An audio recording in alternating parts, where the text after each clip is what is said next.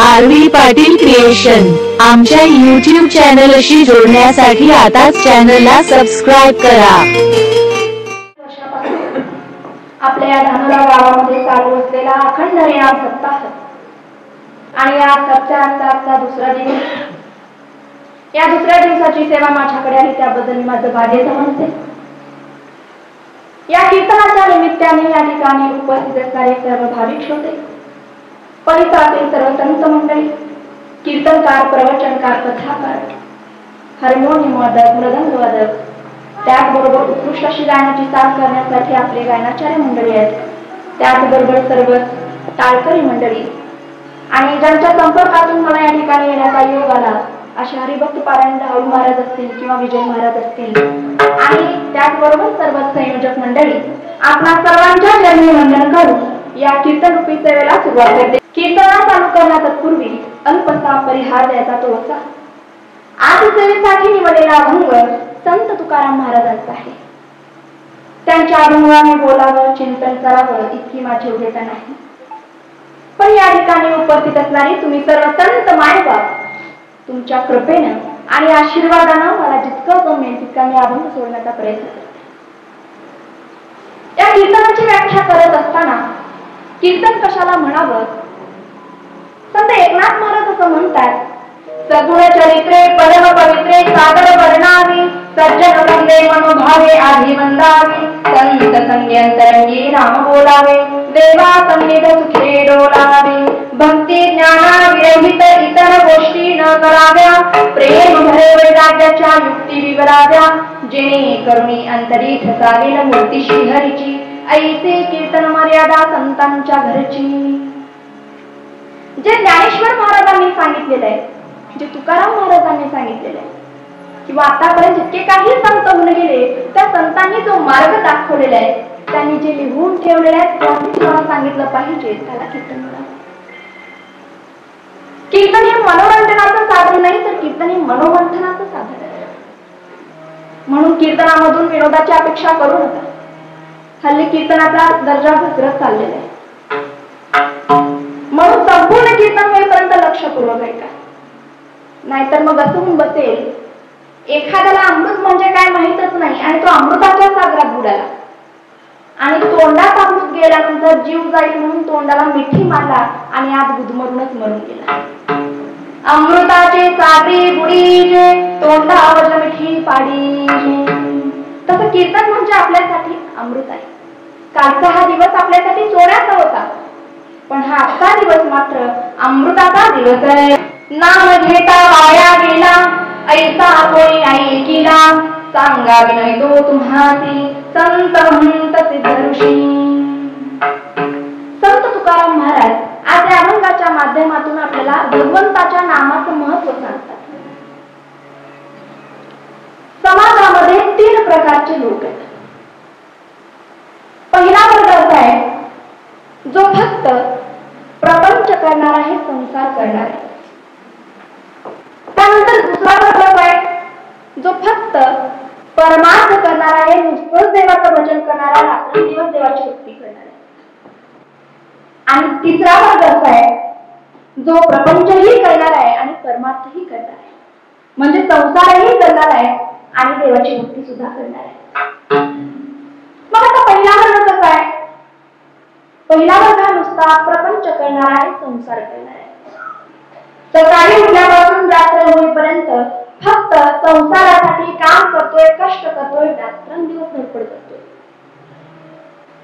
काही माणसं मरेपर्यंत धडपडेपर्यंत धडपड करतात, पण ती या कीर्तनात आली की त्यांची धडपड स्थिरावते आणि त्यांना जीवनात आत्मकल्याण प्राप्त होतं, इतकं महत्व या कीर्तनाला आहे। पण काही माणसांना ते लक्षात येत नाही। काही जण काय करतात, फक्त रात्रंदिवस संसार करतात, मग त्यांच्या जीवनामध्ये कधी देव नाही, दान नाही, धर्म नाही, घरामध्ये कधी सत्यनारायणाची पूजा नाही, 4 माणसांना तो कधी घरी जेवण घालत नाही। आणि तेच जर समजा त्याला जर जेवणाचं कुणाचं निमंत्रण आलं तर मग पहिल्या पंक्तीला जेवायला गेल्याशिवाय समजा जर गावामध्ये एखादा माणूस मरण पावला तर त्याच्या मातीला सुद्धा जायला वेळ नाही, आणि मग खांदा देणं तर बाजूला होईल. अत्यंत चिकाटीने संसार करणार आहे.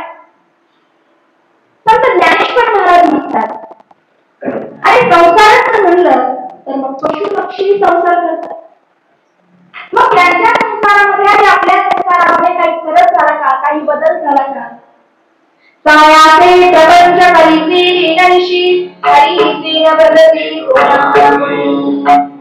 अत्यंत चिकाटीने संसार करणारा माणूस जो जीवनामध्ये काहीच करत नाही, देवाची भक्ती करत नाही, नामस्मरण करत नाही, फक्त लोकांना त्रास देतो आणि फक्त संसार संसार.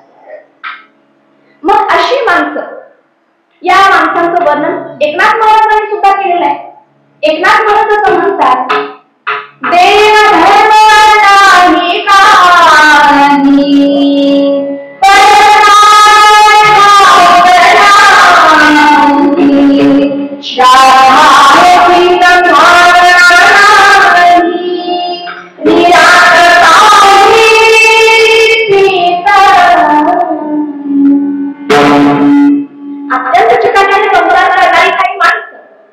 ज्यावेळेस मरण पावतात त्यावेळेस त्यांना दुःख भोगावं लागतं, यम यातना भोगावं लागतं. नाही त्या यमाशी करता बाहेर काढता पुढी प्रमाणा ओढा सापडे देखता धान्या तो यातना घरी तो विठ्ठल.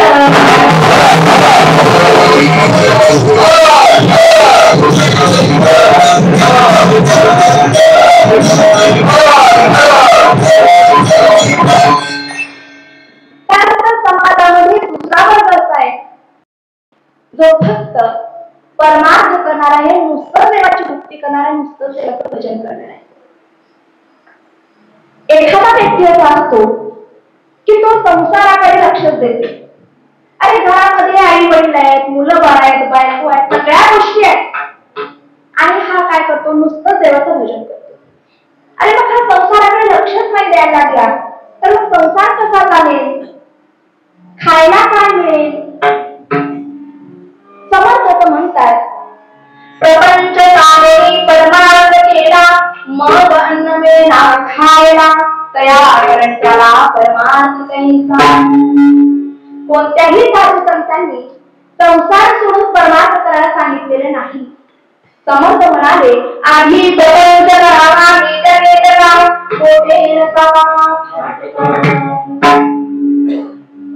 संसार करायला सांगितलेलं आहे, संसारात राहून देवाची भक्ती करायला सांगितलेली आहे. पण काही जण काय करतात, नुसतं देवाचं भजन करतात. प्रपंची जो सावधान तो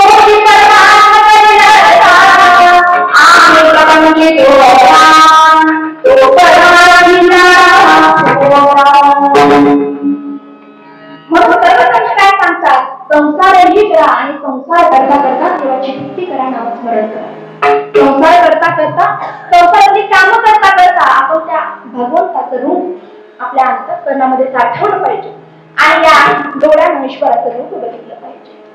मग त्यानंतर समाजामध्ये तिसरा वर्ग असा आहे जो प्रपंचही करणार आहे आणि परमार्थही करणार आहे, म्हणजे संसारात राहून देवाची भक्ती करणारा तिसरा वर्ग आहे.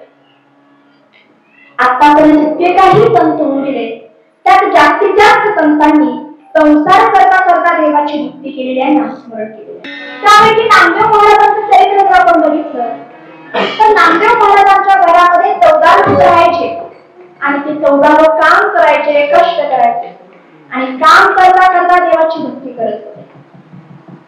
म्हणजे नामदेव महाराजांनी संसारही साधला आणि परमार्थही साधला. किंवा एकनाथ महाराजांचं उदाहरण घ्या. एकनाथ महाराज तर दैवश्रीमंत होते. एकनाथ महाराजांनी सुद्धा दोन्हीही गोष्टी साधलेल्या. किंवा पंढरपूरच्या बाजूला एक आरण नावाचं गाव आहे आणि त्या आरण गावामध्ये सावता महाराज राहायचे. आणि ते सावता महाराज असं म्हणतात की माझा मळा, माझी शेती म्हणजेच माझं पंढरपूर. आपलं नाम घेतलं पाहिजे, देवाची भक्ती केली पाहिजे. कारण आतापर्यंत कुणी कुणी असेल प्रत्येकाने भगवंताचं नाम घेतलेलं आहे, त्याचा उद्धार झालेला आहे. म्हणून तुकाराम महाराज अभंगामध्ये म्हणतात, नाम घेता वाया गेला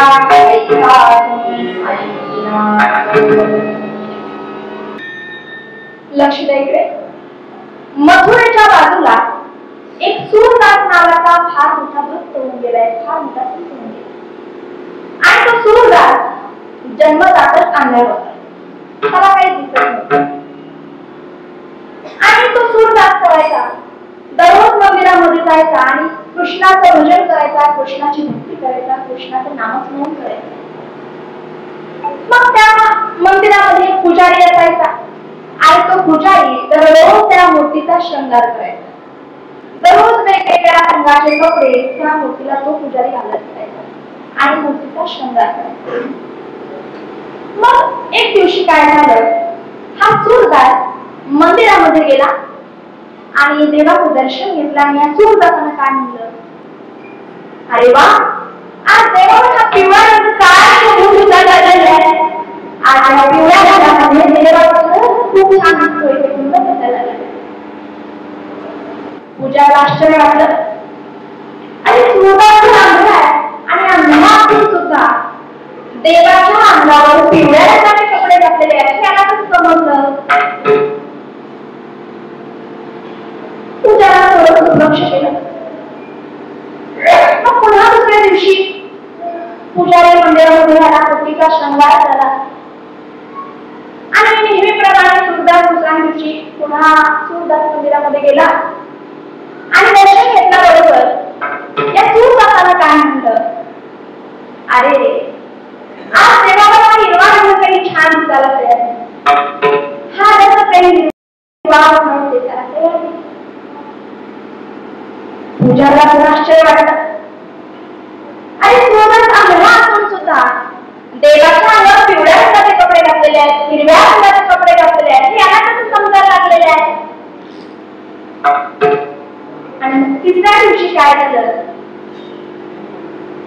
हा पुजारी सूरदासाची परीक्षा घेण्यासाठी काय केला, त्या दिवशी मोठ्या केळीचं पान आणलं आणि केळीच्या पानाने देवाचा शृंगार केला.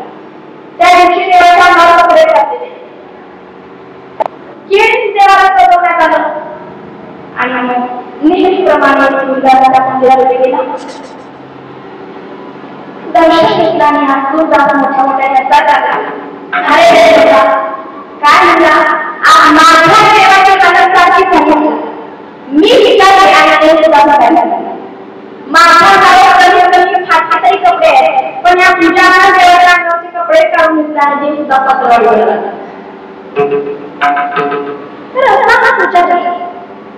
असा हा सूरदास त्या सूरदासाला दिसत होतं, पण तरी सुद्धा देवाच्या अंगावर कुठल्या रंगाचे कपडे घातलेले आहेत हे त्याला कळत होतं. त्याचं कारण असं आहे, त्याची बुद्धी तशी होती. आणि असा हा सूरदास एक दिवशी चालत चालत रस्त्याने निघाला आणि चालता चालता रस्त्याच्या बाजूला एक विहीर होती आणि त्या विहिरीमध्ये तो पडला. मग तो मदतीसाठी सगळ्यांना बोलवायला लागला, पण कुणीही त्या सूरदासाला त्या विहिरीतून बाहेर काढायला तयार नाही. आणि मग शेवटी बराच वेळ निघून गेल्यानंतर त्या सूरदासाला हे कळून चुकलं की आता मला या विहिरीतून बाहेर काढणारा, मला संकटातून बाहेर काढणारा माझा कृष्ण आहे, माझा देव आहे, माझा सखा आहे. आणि मग त्याच वेळेस तो सूरदास देवाचा धावा करायला लागला आणि सूरदासाची बिनमणी ऐकल्याबरोबर देव धावून आला आणि देवानं त्या सूरदासाला हात दिला आणि त्या विहिरीतून बाहेर काढला. देवाचा स्पर्श झाल्याबरोबर सूरदासाला दृष्टी झाली. आधी अंधळा होता, पण स्पर्श झाल्यानंतर देवाच्या कृपेनं त्याला दिसायला लागला आणि मग देवानं त्याला वरदान मागायला सांगितलं. तर सूरदासाने देवाला काय मागितलं, देवा, आधी मला दिसत नव्हतं, मी आंधळा होतो, पण तुमच्या कृपेनं मला दिसायला लागलं आणि आज मला तुम्ही जर काही देणार असाल तर एकच द्या, मला मिळालेली ही जी दृष्टी आहे ती दृष्टी तुम्ही पुन्हा काढून घ्या आणि मला आधी सारखा आंधळ करा. देवाला आश्चर्य वाटलं, अरे देवाच्या पाठीवर प्रत्येकाचे हवंय ते मागून घेतात, ज्याला पाय नाही ते पाय मागून घेतात, ज्याला डोळे नाही ते डोळे मागून घेतात, ज्याला धन हवंय ते धन मागून घेतात, आणि तुला मिळालेले डोळे तू नको म्हणतोय. त्यावेळेस सूरदासाने देवाला सांगितलं, हो देवा, आधी आंधळा होतो, बघण्याची इच्छा पाहिलेलं आहे आणि आता या डोळ्यानं मी तुमचं दर्शन घेतलेलं आहे, तुमचं रूप मी पाहिलेलं आहे आणि ते रूप मी माझ्या अंतःकरणामध्ये साठवलेलं आहे. आणि आता या डोळ्यानं हे नाशिवंत असणारं जग मला पाहण्याची इच्छा राहिली नाही, म्हणून हे डोळे तुम्ही पुन्हा काढून. तर हा सुरदा इतकं ज्ञान कशामुळे प्राप्त झालं तर भक्तीमुळे झालं. आणि अशा अनेक नामधारकांचा उद्धार फक्त नामामुळे झालेला आहे. अरे ज्या वेळेस आपल्या भक्तावर संकट येतं त्यावेळेस देव काय करतो, स्वतः आपल्या भक्ताला संकटातून बाहेर काढतो. म्हणून तुकाराम महाराज या अभंगामध्ये भगवंताच्या नामाचं महत्व सांगतात. हा मनुष्य देह मिळाल्यानंतर हा जन्ममरणाचा फेरा आपण चुकवलं पाहिजे आणि भगवंताला समजून घेतलं पाहिजे. कारण इतर जन्मामध्ये भक्ती करता येत नाही, नामस्मरण करता येत नाही. ईश्वराला अत्यंत जर प्रिय काही असेल तर ती भक्ती आहे. भक्तीशिवाय देवाला दुसरं काहीच आवडत नाही. नामदेव महाराज पहिल्यांदाच मंदिरामध्ये गेले आणि त्या नामदेव महाराजांनी देवाला नैवेद्य चाललं. कारण नामदेव महाराजांच्या भक्तीमध्ये भाव होता म्हणून देवाला नैवेद्य चाललं. आपण ही भक्ती करतो पण आपल्या भक्तीमध्ये भाव नाही. कृष्ण भगवान गीतेमध्ये सांगतात, पहिला भक्तीचे नावे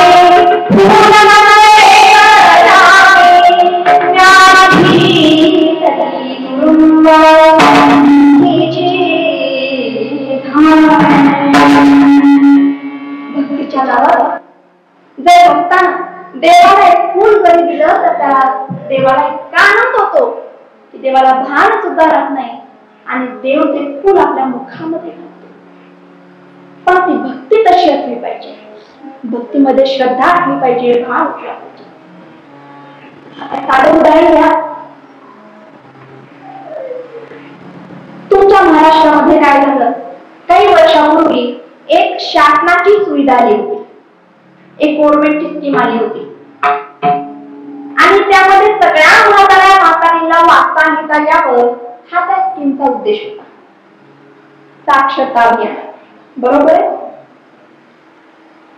मग काय झालं, सगळ्या म्हाताऱ्यांची शाळा झाली. मग आता म्हातारे म्हणल्यानंतर कशा असतात बरं, ज्यांना कानाला नीट ऐकू येत नाही, डोळ्याला नीट दिसत नाही, तोंडाला नीट बोलता येत नाही, अरे अनता आई शब्द बाहेर पडत नाही.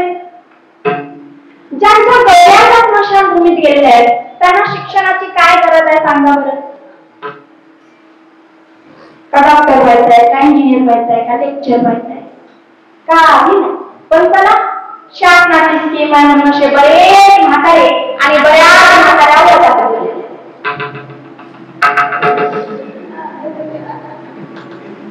आणि या म्हाताऱ्यांना शिकवण्यासाठी खूप शिकले नाही म्हणून ज्यांना लागलं होतं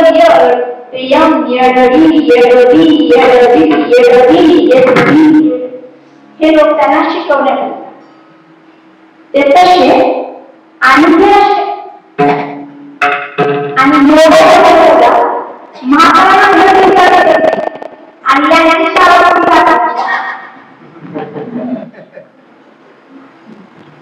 मग गव्हर्नमेंटनं शासनानं प्रत्येक वर्गाला वस्तू दिलेल्या होत्या, गुंडाळे, खडूचे बॉक्स, खंदील, त्या वस्तू प्रत्येक वर्गाला दिलेल्या होत्या. प्रौढ शिक्षणाचा वर्ग भरला, सगळ्या म्हातारींची शाळा भरली, रात्रीची शाळा भरली आणि सगळे म्हातारे सगळ्या म्हाताऱ्या वर्गात भरल्या. आणि तेवढ्यात काय झालं, लाईट. आता इमर्जन्सी लाईट नाही, इन्व्हर्टर नाही, जनरेटर नाही, ऑटोमॅटिक ट्यूब नाही, कसलीच सुविधा नाही आणि खंदील पेटवल्याशिवाय तर पर्याय नाही. एक म्हातारी म्हणले शिक्षकाला, मास्तर तो काय खंदील पेटव.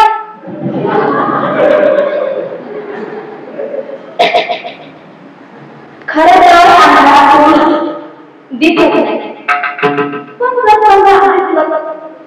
आता या म्हातारीचं तोंड कशाला मागतो. मग शिक्षकाला काय म्हणायचं, म्हातारीच्या बोलण्याचा शाब्दिक अर्थ घेतला.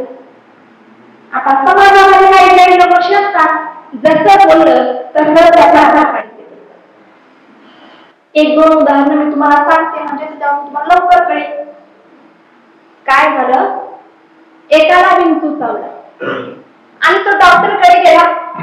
डॉक्टरांनी म्हणलं हा मलम घ्या आणि ज्या ठिकाणी विंचू चावला त्या ठिकाणी हा मलम लावा. यानं तेच केलं, मलम घेतला आणि थेट पाटलांच्या शेतात गेला आणि त्या दगडावर विंचू चावला होता. त्या दगडाला शाब्दिक अर्थ. एका आईने मुलीला सांगितली, बघ बाळा, म्हणजे आपल्या घरी पाहुणे येणार आहेत, घर झाडून काढ, घर स्वच्छ कर आणि पाहुणे बघून कचरा टाक. मुलगी हुशार होती, मुलीनं तेच केलं. पुणे विद्यापीठामध्ये मुलीचं शिक्षण झालेलं होतं. मुलीनं तेच केलं, घर झाडून काढली, घर स्वच्छ केली आणि पाहुणे आल्याबरोबर पाहुणे बघूनच कचरा टाकला.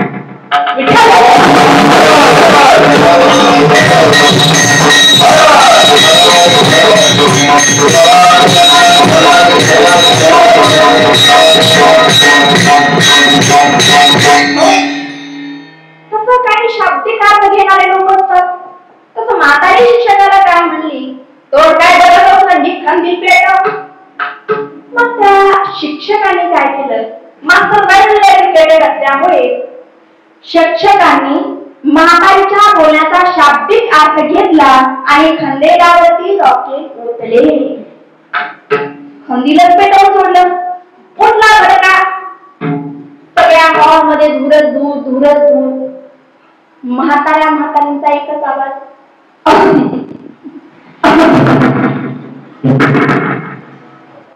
म्हातारीच्या चटक्यानं ते हॉल निघून गेले. 2 मिनिटात पूर्ण क्षेत्र ओळीचा झाली. मग त्या शिक्षकांनी काय केलं, त्या खंडेलाची काच काढली आणि ती काच तो आपल्या या जागेवरती पुसायला लागला. बाबा लक्ष द्या इकडे. खंडेलाच्या काचेला काजळी आली आतून आणि मांजर पुसायला लागला वरून. किती वर्षानंतर काच पडली. मी अविवेकाची काजळी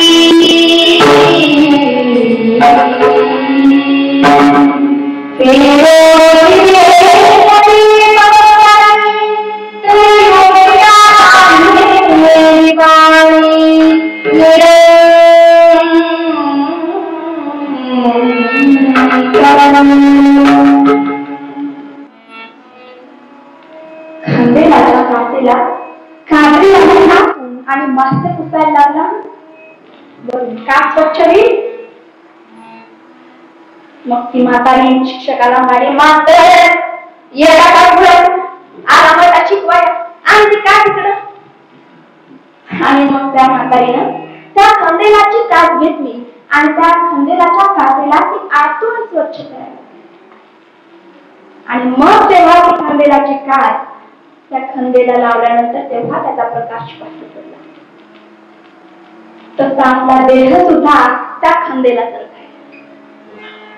हे फाउंडेशन आहे, इथं चैतन्य घन ज्योत आहे आणि त्या खंडेलाचं हे हेड आहे. आणि या अंतःकरणाला काजळी आली आतून. कसली काजळी आली? काम क्रोधाची काजळी आली, विकाराची काजळी आली. आणि ती काजळी न काढता केला परमार्थ हा निरर्थक सुधारणारा वाया जाणार आहे. म्हणून भक्ती करत असताना सर्वात प्रथम आपण आपलं अंतःकरण शुद्ध केलं पाहिजे. मनामध्ये भाव असला पाहिजे, कारण मनामध्ये जर भाव नसेल तर भगवंताची प्राप्ती होत नाही. म्हणून भक्ती करत असताना भक्तीमध्ये भाव असावा लागतो. भक्ती कशी असावी? लक्ष द्या इकडे. शांतीप्रभू संत एकनाथ महाराजांना वाङ्मय सतसंग कैवल्य चक्रवर्ती संत सम्राट श्री ज्ञानेश्वर महाराजांचा करण्याची इच्छा झाली. ऐका हा. ज्योतिर्लिंग ग्रंथाचं वचन असं आहे, बहुधा पहाची स्वप्न सूचक आणि बोलक. बाबू अरविंदांना स्वप्न पडलं ते पहाटे. मंदारीच्या तुरुंगात स्वातंत्र्यासाठी मरावं हे स्वप्न टिळकांना पडलं ते पहाटे. जगद्गुरु तुकोबारायांना बाबांचा अनुग्रह दशमीच्या पवित्र काळात प्राप्त झाला तो पहाटे. स्वराज्याच्या संस्थापनेचं स्वप्न शिवरायांना साकारात पडलं ते पहाटे. आणि पैठणच्या एकनाथ महाराजांना स्वप्न पडलं ते पहाटे. स्वप्न असं होतं, संत ज्ञानेश्वर महाराजांनी आळंदीमध्ये जी संजीवन समाधी घेतलेली आहे त्या समाधीवर असणारं जे पिंपळाचं वृक्ष आहे, झाड आहे, त्या झाडाची एक मूळ ज्ञानेश्वर महाराजांच्या कंठाला उतरायला लागली. आता संत ज्ञानेश्वर महाराज आणि संत एकनाथ महाराज या दोन्ही संतांमध्ये साधारणपणे 300 ते 350 वर्षांचा काळ झाला. आणि ज्ञानेश्वर महाराज एकनाथ महाराजांच्या स्वप्नामध्ये येऊन हा संकेत देतात की गोष्ट काही साधारण आहे का. तर एकनाथ महाराजांना स्वप्न पडलं आणि एकनाथ महाराज गडबडून जागे झाले. आणि नाथांनी आपल्या आजीला उठवलं आणि विचारलं, आजी ब्रह्म म्हणजे काय सगळं. नाथांनी बालवयात आपल्या आजीला त्या काळात विचारलेला हा प्रश्न आहे, ब्रह्म म्हणजे काय. त्या काळात मुलं आपल्या आजी आजोबांना आई वडिलांना अशी प्रश्न विचारत होती, कारण त्यांना ब्रह्म म्हणजे काय कळत होतं, सगळ्या गोष्टी कळत होत्या. तो काळ वेगळा होता आणि हा काळ वेगळा. आता आपल्याला कळत नाही तर आपण आपल्या लेकरांना काय करणार. आता काळामध्ये फार बदल काय झालं. अलीकडच्या काळामध्ये एक माणूस मरण पावला होता आणि त्याची अंत्ययात्रा निघाली होती. आणि इंग्लिश मीडियम मध्ये शिकणाऱ्या एका लहान मुलानं आपल्या बाबांना विचारलं, बाबा हे समोरून चाललंय ते काय आहे. वडील म्हणाले, मूर्खा गप्प बस, कुठे पण काही बोलतो बोलू नको, ती अंत्ययात्रा. इंग्लिश मीडियम मध्ये शिकणाऱ्या मुलाला अंत्ययात्रा या शब्दाचा अर्थ कळला नाही. आणि त्या मुलाने विचारलं, बाबा अशी तुमची केव्हा निघणार आहे. काहीही प्रश्न विचारतात. काळामध्ये बदल झाला. तो काळ वेगळा होता. त्या काळामध्ये स्त्रिया पहाटे उठायच्या, दातावर दळण दळायच्या, आई वडिलांचं गुणगान गायच्या. आणि पुरुष मंडळी सुद्धा तशीच होती. पुरुष मंडळी सुद्धा शेताकडे बैल घेऊन जायचे आणि जात असताना गाणी म्हणत जायचे. चंदन गंधित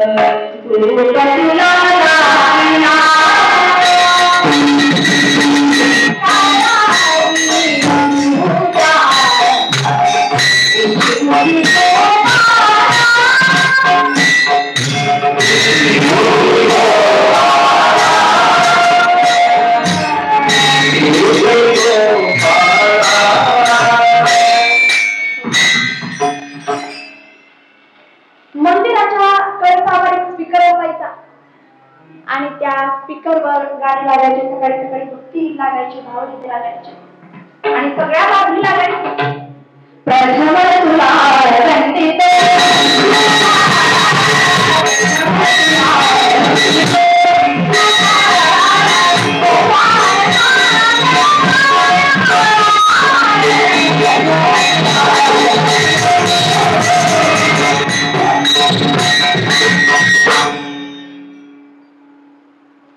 त्या काळामध्ये नाटकं असायची आणि रात्रभर ती नाटकं चालायची.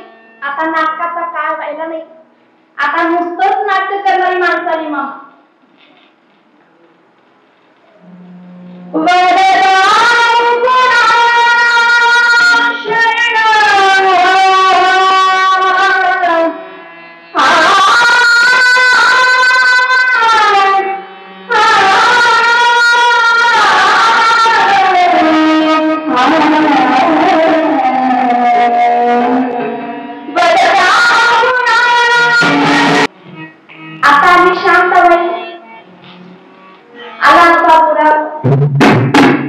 नको नको ते गाणे यायला लागले. हा काळामध्ये झालेला बदल आहे. बरोबर नाथ महाराज पैठणातून आळंदी तीर्थक्षेत्री आले आणि एकनाथ महाराजांनी त्या समाधीचं दार उघडलं आणि समाधीच्या आत आणि पाहिलं तर काय, ज्ञानेश्वर महाराजांनी संजीवन समाधी योगांच्या दोन प्रकारात मुद्रा असतात, एक शिव मुद्रा आणि दुसरी कल्याण मुद्रा. पण ज्ञानेश्वर महाराजांची पद्मासन मूर्ती फुलात ठरलेली आहे, तुळशी टाकलेली आहे, चंदनाचा सुगंध आहे तसा दरवळतो. पेटवलेल्या अगदी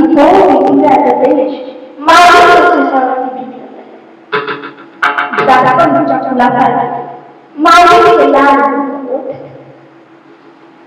आणि ज्ञानेश्वर महाराजांच्या समोर वांगलेली होती गुलाबाची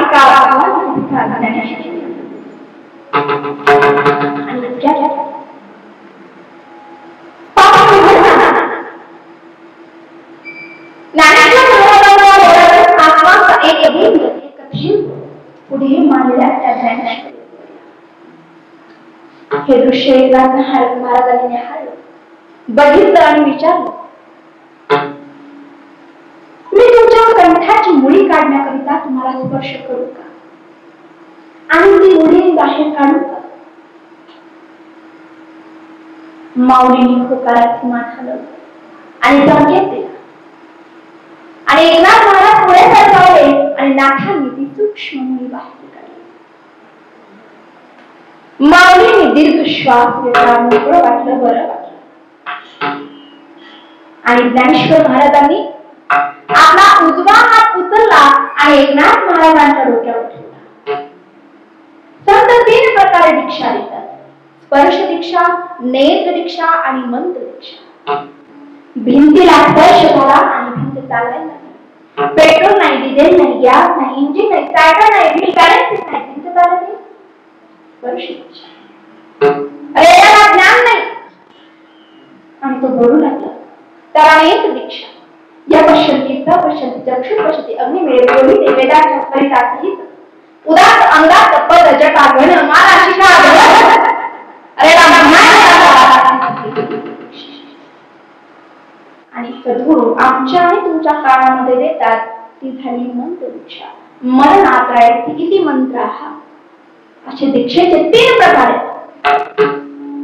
ज्ञानेश्वर महाराजांनी एकनाथ महाराजांच्या सहस्त्राला स्पर्श केला आणि एकनाथ महाराज समाधीच्या विवराच्या बाहेर आणि समाधीच्या पुढे आपण कृतज्ञता व्यक्त केली.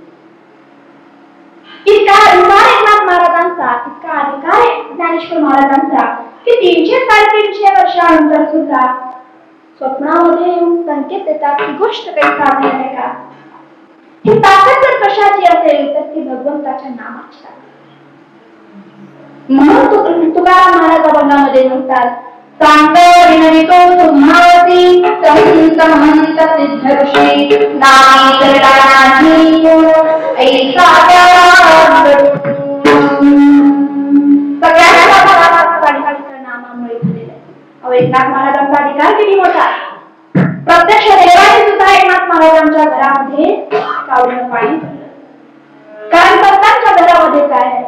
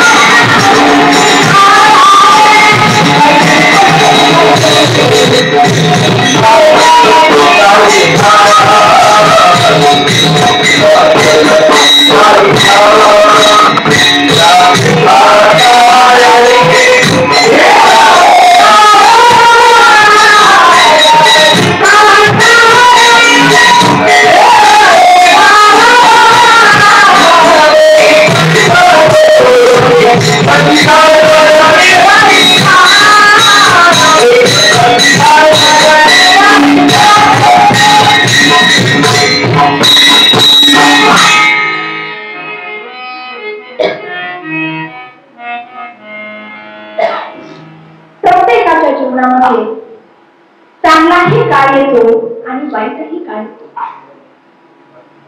काळ चांगला असेल, वेळ जर चांगली असेल तर भिकारी सुद्धा राजा होऊ शकतो, आणि काळ जर वाईट असेल तर राजा सुद्धा भिकारी होऊ शकतो.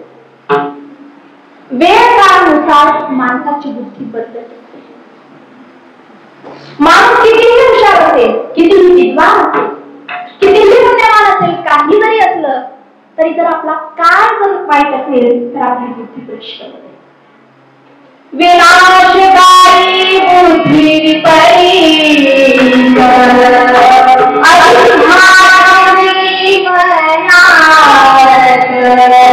ईश्वरी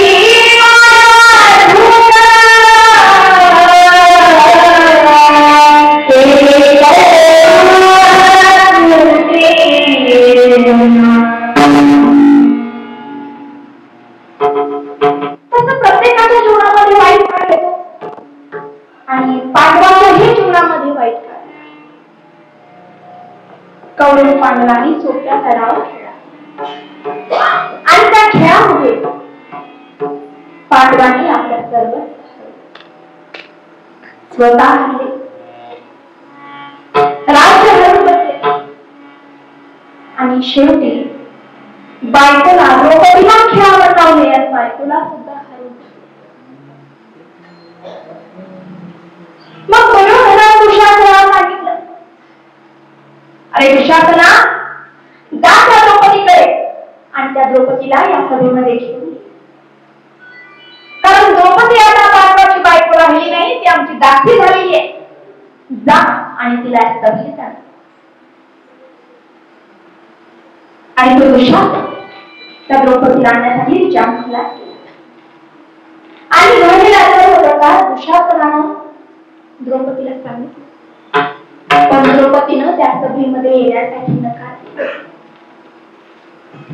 पण तरी दुशासनानं तिचं काहीच न ऐकता जबरदस्ती तिचे केस धरून तिला तो ओढायला लागला आणि ओढून तिला तो सभेमध्ये आणायला लागला. मग द्रौपदी स्वतःचे रक्षण करायला लागली आणि त्या दुशासनाला प्रतिकार करायला लागली, शिव्या करायला लागली, श्राप द्यायला लागली. अरे दुशासना, सोडून दे मला. पण तरीही दुशासनानं तिचे केस ओढत ओढत तिला दुर्योधनानं दुशासनाला सांगितलं, अरे दुशासना, ओढ तिची साडी, लग्न कर तिला आणि या मुलाची पोरं आणि तिला. दुशासनानं द्रौपदीच्या साडीला हात लावला. आता साडी ओढला, तिची साडी वेगळा. द्रौपदीनं आपल्या दोन्ही हाताला आणि स्वतःचं रक्षण करायला लागला. पण हा दुशासन मला ऐकला नाही, म्हणून ती मदतीसाठी सगळ्यांना बोलवलं. पुढे भीष्माचार्य बसलेले आहेत. भीष्माचार्यांना म्हणाले, त्यांची सून आहे,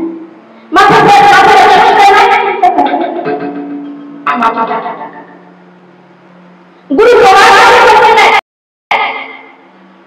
आणि तिचे पाठ पुढे बसलेले आहेत.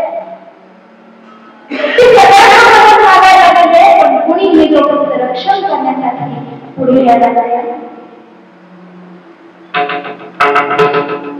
आणि दुसऱ्या बाजूला कृष्ण द्वारकेमध्ये जेवणासाठी बसलेले. देवाच्या पुढे जेवणाचं ताट वाढलेले आणि देवाच्या डोळ्यातून अश्रूच्या धारा व्हायला लागल्या. देव आणि इकडे या सभेमध्ये ती द्रौपदी सगळ्यांना मदतीसाठी बोलवायला लागली. अरे खाली काय, जशी खातात हातामध्ये सापडावी, मग त्या गाईची जशी अवस्था होती, त्या गाईला त्या वेदना होता, त्या वेदना त्या द्रौपदीला व्हायला लागली. कुणीही तिची लाज राखण्यासाठी, तिची मदत करण्यासाठी पुढे यायला तयार. आणि मग शेवटी त्या द्रौपदीला हे करून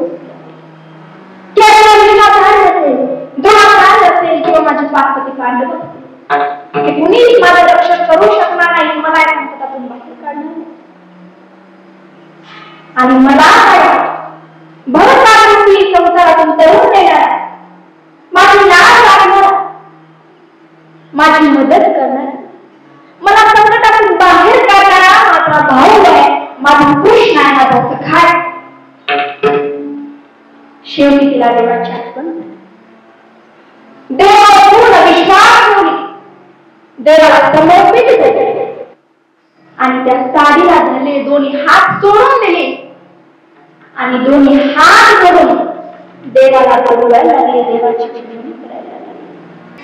आणि त्या द्रौपदीची हाक ऐकल्याबरोबर देवाला आणि देव त्या द्रौपदीला साड्या पुरवायला, हा दुशासन एका बाजूने तिची साडी ओढायला लागलेला आहे आणि देव द्रौपदीला साड्या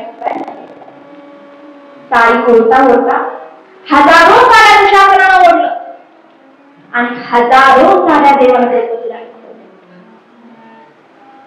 एक वेळा देवाला लागलं होतं, त्यावेळेस काय केली होती द्रौपदीनं, आपली चिंदी फाडून देवाच्या बोटाला बांधली होती. घेशी तेव्हा देशी असा नियम देवाचा आहे. त्यावेळेस चिंदी बांधली म्हणून देवाने आता काय केलं, साड्या पुरवल्या. लक्ष द्या इकडे, तो तिला साड्या पुरवायला लागलेल्या आणि साड्या ओढता ओढता दुशासनाला मूर्छा यायला लागली, पण तरीही तो तिची साडी सोडायला तयार नाही. आणि मग शेवटी देवाला राग आला आणि देवानं सुदर्शन चक्र सोडलं आणि ते सुदर्शन चक्र तिच्या अवती फिरायला लागलं आणि तिचं रक्षण करायला लागलं. मग त्यावेळेस त्या विकर्णानं दुशासनाला सांगितलं, दुशासना आकाशाच्या दिला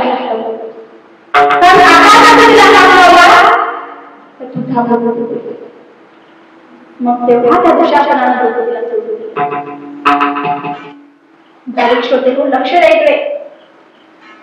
द्रौपदी वस्त्रहरणाचा प्रसंग संपला, थोडा वेळ निघून गेला आणि थोड्या वेळानंतर देवाला असं वाटायला लागलं की आता द्रौपदी येईल, माझी स्तुती करेल, माझं कौतुक करेल, माझ्याशी जरा छान बोलेल. पण घडलं उलटच. देव आल्याबरोबर द्रौपदी देवाला शिव्या द्यायला लागली, रागवायला लागली. अरे कृष्णा म्हटली, तू मला द्रौपदी माझी बहीण आहे असं म्हणतो, सखी आहे म्हणतो. अरे मग ज्यावेळेस तू दुशासन माझ्याकडे आला आणि माझी केस धरून मला ओढायला लागला, त्यावेळेस जर तू आला असता तर किती बरं झालं असतं. बरं जाऊ दे, तू आज येण्यासाठी इतका उशीर का लावला, इतका वेळ का दिला. त्यावेळेस देवानं द्रौपदीला सांगितलं, द्रौपदी तो दुशासन तुझ्याकडे आला आणि तुझे केस धरून तुला ओढायला लागला. त्यावेळेस तू त्या दुशासनाला शिव्या द्यायला लागली, त्याला प्रतिकार करायला लागली आणि तू स्वतः तुझं रक्षण करायला लागली. पण तू मला बोलावलीस का, तुला माझी आठवण आली का, तू मला बोलावली नाही. बरं जाऊ दे, त्या दुशासनानं तुझे केस ओढत ओढत तुला त्या सभेमध्ये नेलं आणि तू सगळ्यांना मदतीसाठी बोलवायला. पण ज्यावेळेस तुला हे कळून चुकलं की तिथे कोणीच तुला मदत करणार नाही, त्यावेळेस शेवटी तुला माझी आठवण आली. तू मला आधीच बोलवली असती तर मी तेव्हाच आलो असतो आणि तेव्हा तुझं रक्षण केलं असतं. पण तुला बोलवायला उशीर झाला म्हणून मला यायला उशीर. देवाला भक्ताच्या जवळ यावं जावं लागत नाही, देव आपल्या भक्ताच्या जवळ आहे. पण तशी भक्ती आपली असली पाहिजे. भक्तीमध्ये राहत नाही तर मग देव येत नाही. म्हणून तुकाराम महाराज या अभंगामध्ये नामाचं महत्व सांगतात आणि शेवटी तुकाराम महाराज म्हणतात, तुम्ही सगळेजण हुशार आहात, विद्वान आहात, साधू संत आहात आणि बोलता बोलता जर माझ्याकडून काही चुकी झाली तर मला क्षमा करा. मी काही उलट बोलत नाही, पण फक्त भगवंताच्या नामाचं महत्व सांगते. आता आपल्या सगळ्यांना विठोबा रखुमाईचं भजन घ्यायचं आहे. त्यानंतर एक पुढचा दुसरा विषय चालू होईल. तोपर्यंत तुम्ही सगळेजण विठोबा रखुमाईचं भजन करा. हात वरी घ्या सगळे.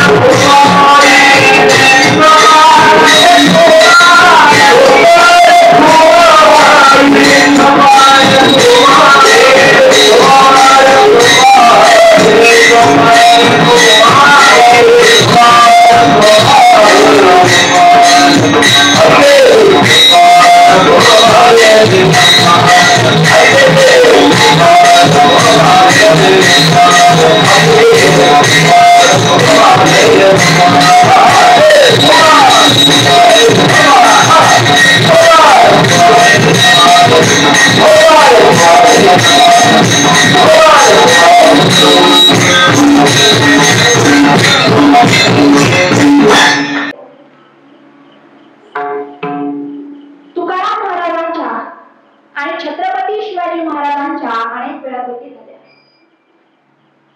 आणि तुकाराम महाराजांचं मार्गदर्शन शिवाजी महाराजांना आणि कीर्तनाच्या शेवटी मी छत्रपती शिवाजी महाराजांचा तुकाराम महाराजांच्या आणि छत्रपती शिवाजी महाराजांच्या अनेक वेळा भेटी झाल्या आणि तुकाराम महाराजांचं मार्गदर्शन शिवाजी महाराजांना आणि कीर्तनाच्या शेवटी मी छत्रपती शिवाजी महाराजांचा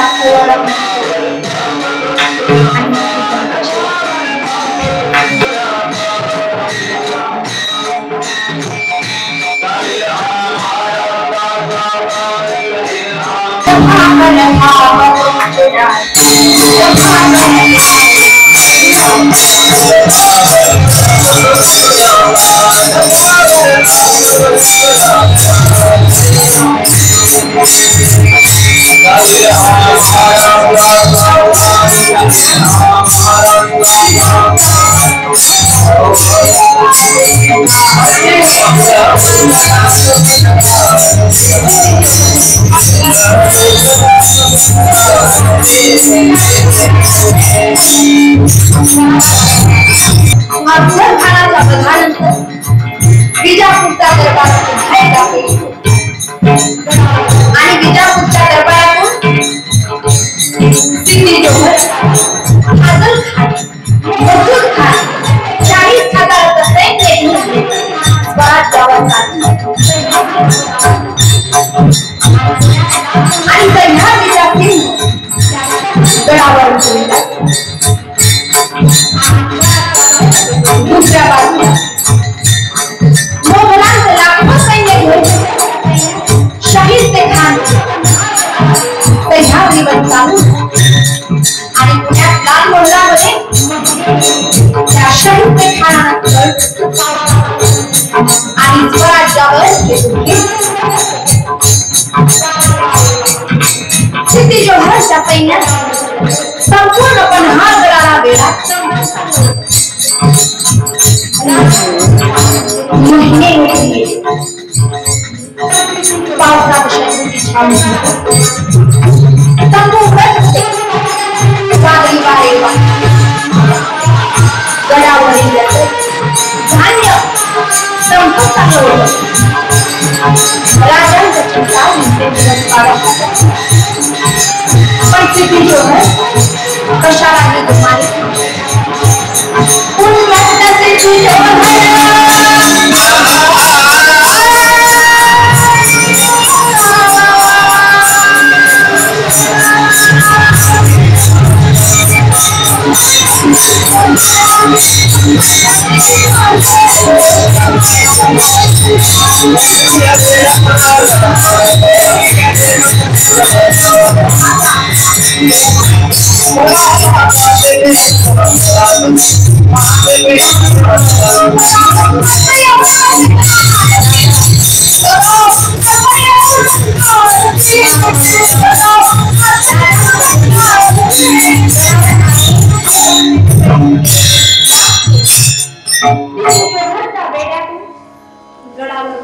राजे गडावर अडकून महिने लोटून गेले.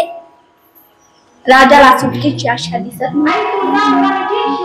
मासाहेब जिजाऊने राजांच्या भेटीसाठी गडावर अनेक हेर पाठवण्याचे प्रयत्न केले, पण कुठलाच हेर सिद्धी जोहरच्या बेड्यातून गडावर पोहोचू शकला नाही, राजेपर्यंत पोहोचू शकला नाही.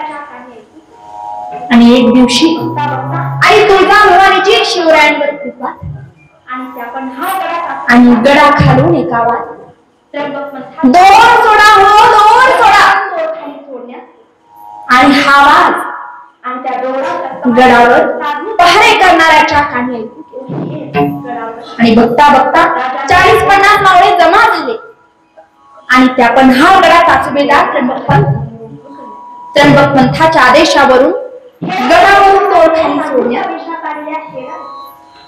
आणि त्या दौडाच्या सहाय्याने तो साधू, तो संन्यासी, तो हेर गडावर राजांना उठवण्यात आला. आणि त्या हेराला राजांच्या समोर उभं केलं. हेराच्या वेशात आलेल्या, साधूच्या वेशात आलेल्या हेराला महादेवाला महाराजांनी ओळखलं आणि राजांनी त्या हेराला उठवलं. अरे महादेवा, या संकटकाळी तू देवासारखा धावून आलास.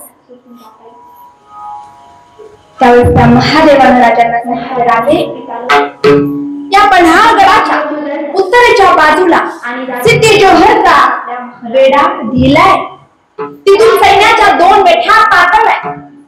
तिथून तुम्हाला गडावरून निसटून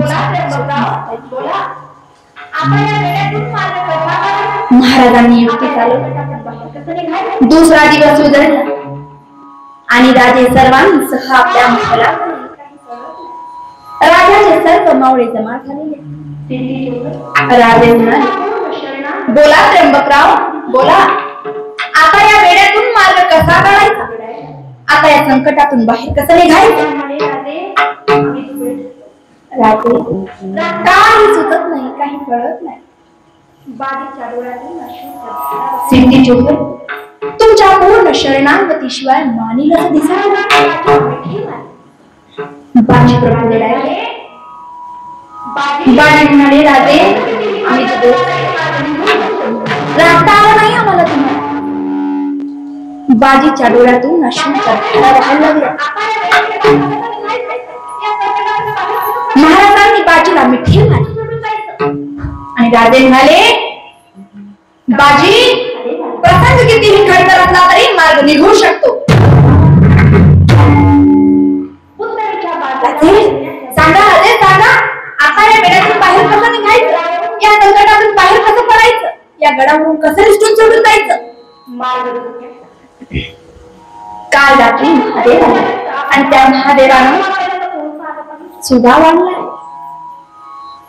उत्तरेच्या बाजूला सैन्याच्या 2 मोठ्या पातळ्या आणि तिथून आपल्याला गडावरून निसटून सुटून जाता येईल.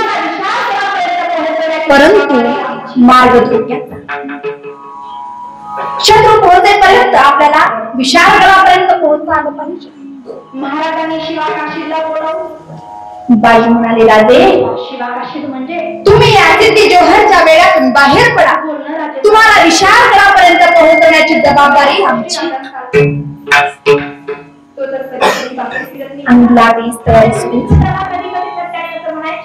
महाराजांनी शिवाकाशीला बोलावलं. आता शिवाकाशी म्हणजे हुबेहूब राजांसारखं, त्याचं बोलणं राजेसारखं, त्याचं चालणं राजेसारखं, त्याच्या सगळ्याच गोष्टी राजांसारख्या. तो जर कधी कधी बाहेर फिरत निघाला तर त्याचे मित्र त्याला कधी कधी तरट्याने असं म्हणायचे, काय करायचं? आणि असा शिवाकाशीत महाराजांच्या पुढे उभा राहिला. महाराजांचा शिवा काशीदवर पूर्ण विश्वास.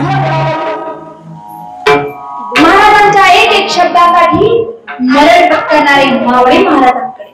छत्रपती शिवाजी महाराज म्हणून तुला सांगायचंय, शिवा माझे एक काम करशील? सांगा राजे सांगा. उद्या आपण गडावरून 2 पालख्या निघणार आहेत आणि एका पालखीमध्ये छत्रपती शिवाजी महाराज म्हणून तुला बसायचंय आणि दुसऱ्या पालखीमध्ये मी बसणार. एक पालखी सिद्धी जोहरच्या भेटीसाठी सिद्धी जोहरकडे जाणार आहे आणि दुसरी पालखी या पन्हाळगडावरून विशाळगडाकडे जाणार आहे. शिवा शिवा शिवा काशीदच्या महाराजांनी शिवा काशीदला मिठी मारली आणि राजांच्या डोळ्यातून अश्रूंच्या धारा वाहायला लागल्या. राजांच्या मिठी शिवा काशीदने सोडवणूक करून घेतली आणि शिवा काशीद म्हणाला, राजे माझ्यासारख्या सामान्य माणसासाठी तुमच्या डोळ्यात पाणी आलं, आणखी काय करूया?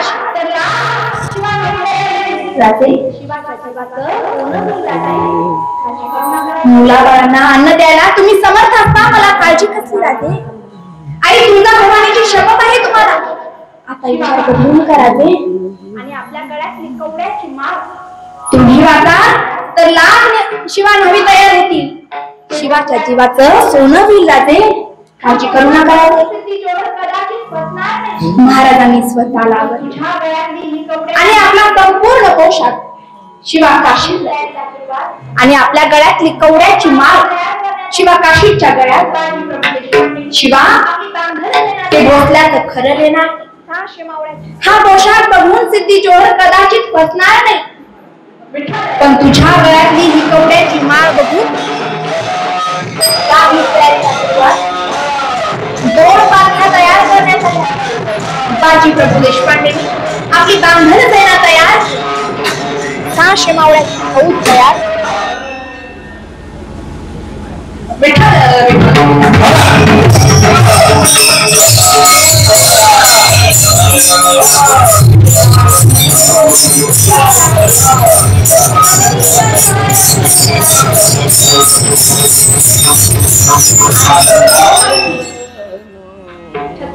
बाजी प्रभू देशपांडेंनी आपली बांधण सेना तयार केली.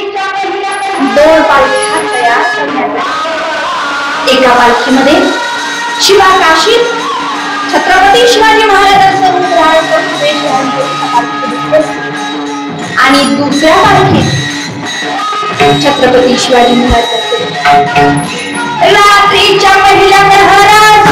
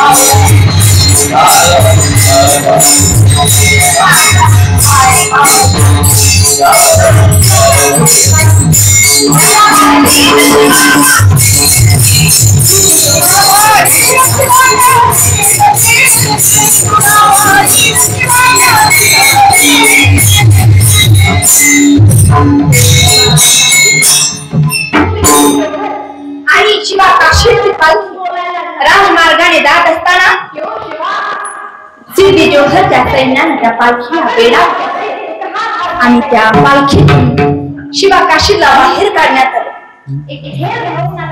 आणि तो शिवा काशीदला तो सिद्धी जोहर शिवाजी महाराज समजून बोलायला लागला, क्यों शिवा भाग जाना चाहते थे? अगर भाग जाते तो कहाँ भाग जाते? आणि त्यात एक हेर धावून आला आणि त्या हेराने बातमी दिली, हुजूर हुजूर दगा हो गया, दगा हो गया. तर लढाली आणि सिद्धीनं त्या शिवाकाशीच्या खांद्यावर तलवार बता सच बता तू कोण आहे वरना मारा जाएगा. त्यावेळेस शिवाकाशीत म्हणतो अरे जगताना तरी शिवाकाशीत म्हणून जगलो तर मरताना छत्रपती शिवाजी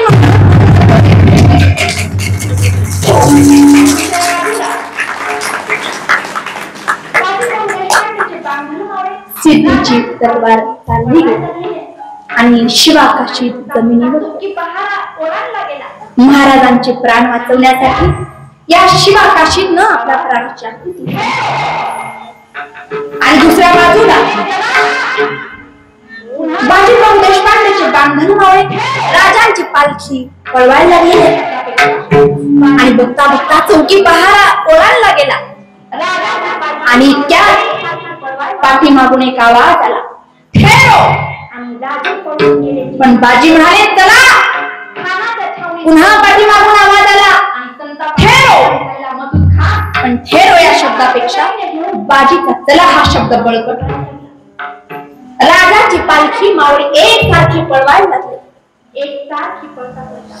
आणि राजे पळून गेल्याची खात्री होताच खानाच्या छावणीत गोंधळ उडाला आणि संतापाने बेभान झालेला मसूद खान 1,500 सैन्य घेऊन राजांचा पाठलाग करायला लागला. राजाची पालखी मावळे पळायला लागली आणि एकसारखी पळता पालखीच्या पुढे मागे धावणारे मावळे सतत पाठीमागे नजर टाकून पाहायला लागले आणि सर्वच पणाला लावून मावळ्यांनी गजपूरची खिंड आणि त्यात पाठीमागून एक हेर आला आणि त्या हेराने बातमी दिली राजे पाठीमागून मसूद खान 1,500 सैन्य घेऊन पाठलाग करतोय. आणि पुढून एक बातमी आली राजे विशाळगडाला सोव्याने वेढा घातलेला आहे आणि राजांवर दुहेरी संकट आले. कधीही बधीर न होणारी राजांची विचार बाजीकडून आज्ञा पालखी खाली ठेवण्यात आली. पालखीतून राजे बाहेर आले आणि राजे पाठीमागून गडी मिळतोय तुम्ही निम्मी शिबंदी घ्या आणि विशाळगड गाठा आणि आम्ही इथे थांबतो. आणि बाजी तुम्ही आम्ही इथे थांबतो. तुम्ही विशाळगडापर्यंत पोहोचेपर्यंत आम्ही एकही शत्रू ही खिंड ओलांडू देणार नाही. बाजी जीवाची बाजी लावून आम्हाला इथवर आणलं. आता जे होईल ते मिळून करू नाही राजा. जीवाची बाजी लावून तुम्हाला इथवर आणलं ते याकरिता नव्हं. पाठीमागून गडी मिळतोय दावा साधन महाराजा काळजी करू नका. अरे लाख मिली तरी चालतील पण लाखांचा पोशिंदा जगला पण राजे गडावर पोहोचताच इशाऱ्याची तोफ द्या. पण महाराजांनी जड अंतःकरणाने आणि लढाईला त्या बाजी प्रभूला मिठी मारली आणि राजे लढायला लागले. मिठी सोडवून घेतली आणि शिवाजी महाराज पालखीत बसून राजे सुटले होते पण बाजी प्रभू दूर आले आणि लढाईला सुरुवात. धन्य धन्य बाजी प्रभूवीरा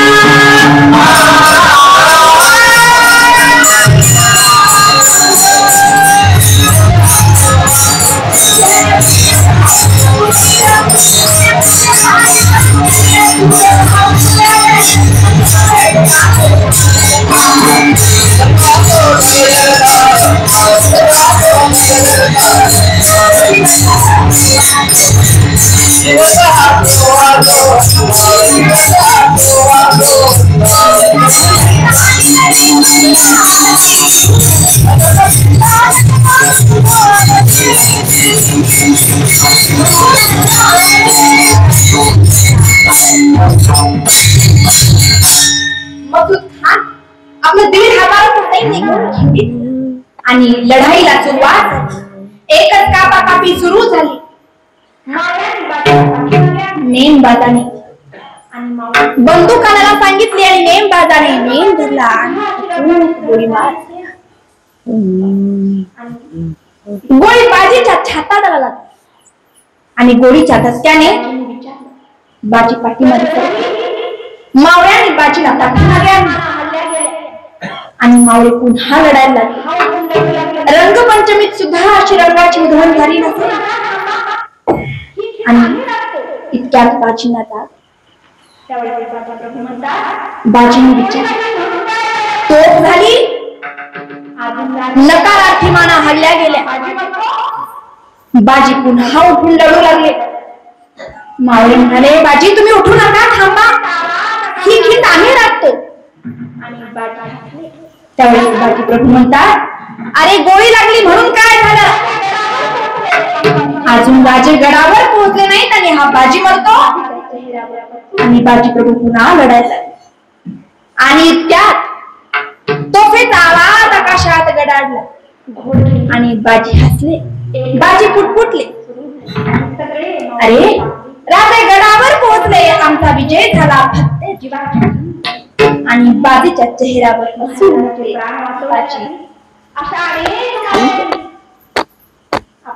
त्या घोडखिंडीत एकच कापाकापी सुरू झाली आणि सगळे मावळे कापले.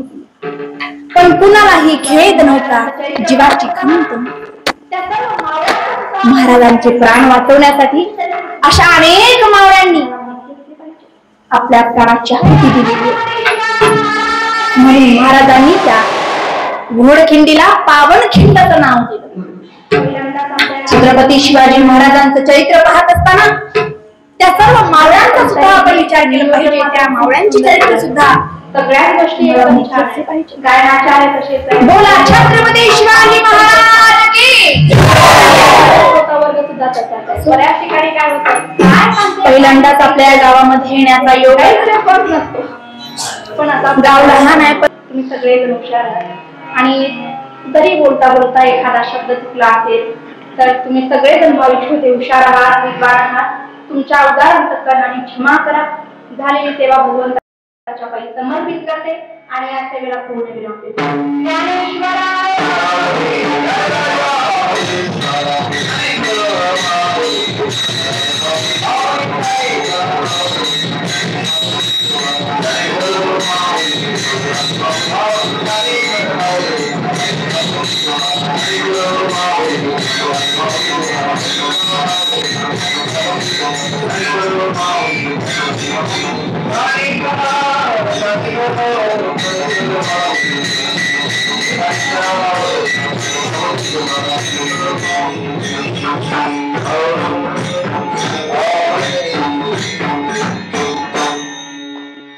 Oh,